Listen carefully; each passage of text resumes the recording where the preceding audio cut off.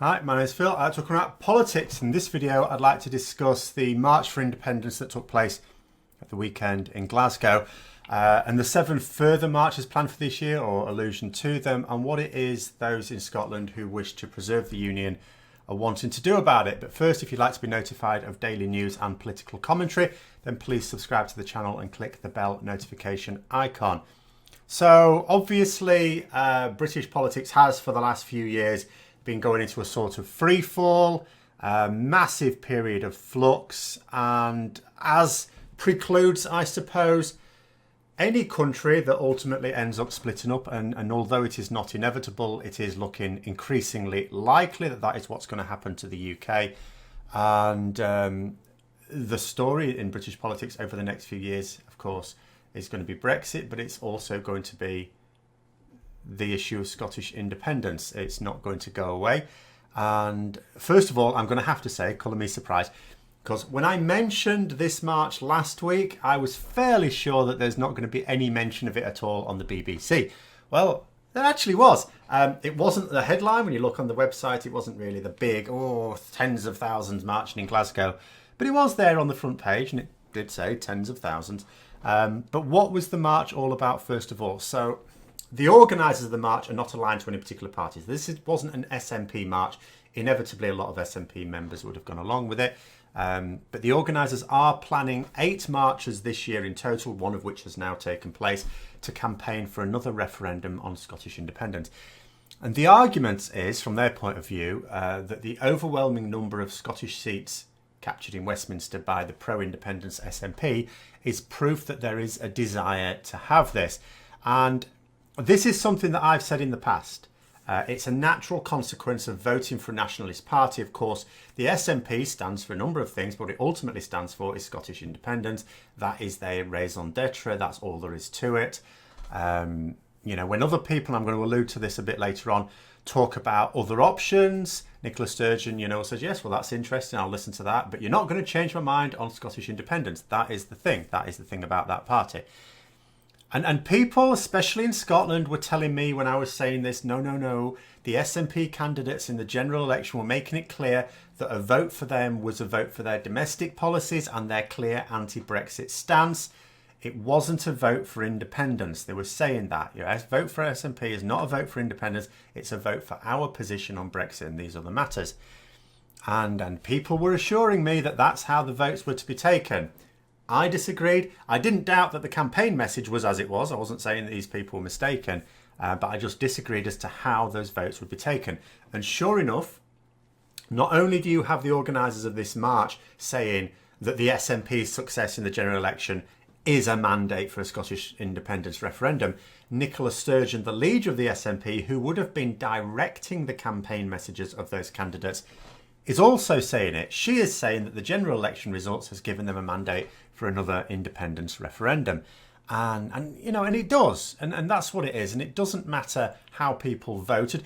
People sometimes vote a particular way for a particular reason, but that reason isn't as it is. It's a little bit like when you vote for a candidate based on the party that they're in.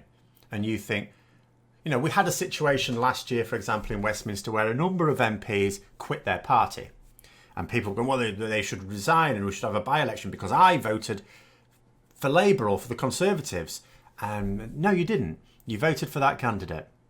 Now, you may have decided to vote for that candidate because they were the Labour candidate. I do the same. But I'm also well aware that although that's my motivation, that's not what I'm actually doing. And the same thing applies here.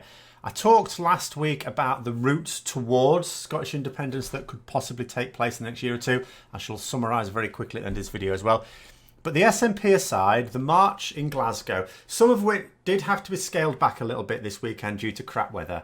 It does get a little bit windy and rainy in Scotland from time to time. Was definitely a pro-independence march. It doesn't matter about mandates. It was and it was attended by a lot of people. There was a counter protest, but I gather from people that were there, it was significantly outnumbered, as might be expected. In response, Ben Bradshaw, who's a Labour MP, he's a Labour MP in England, was saying that it's vital that people around the UK sort of wake up to the realities, of Scotland, There is this divergence just naturally occurring now between Scotland and England and Wales, certainly.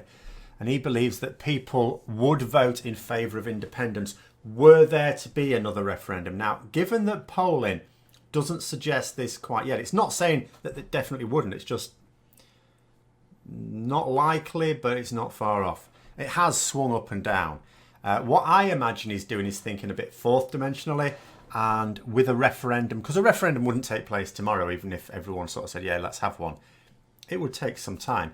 And realistically, by the time a referendum takes place, you're probably talking about a situation where Brexit realities will have begun to bite, as opposed to simply salivating like they are now. The Scottish Labour leader, Richard Leonard, has been pushing now for another referendum, but with a third choice on the ballot. So his reasoning is if the people of Scotland would prefer independence to the current UK situation, because they believe the current UK situation is disenfranchising them, as I say, the reasoning goes, then why not change the UK situation so that we don't have to lose the UK completely? You know, isn't it better to change the UK than to lose the UK? And it has to be said that this proposal is not being supported at all by others in the leadership of the Scottish Labour or indeed the General Labour Party. I would suggest that it probably shouldn't be dismissed out of hand, however. But Labour have been all but wiped out from Scottish seats in Westminster, and are only the third largest party in the Scottish Parliament. The next election for seats in the Scottish Parliament would be May 2021, that's when it'd be next expected.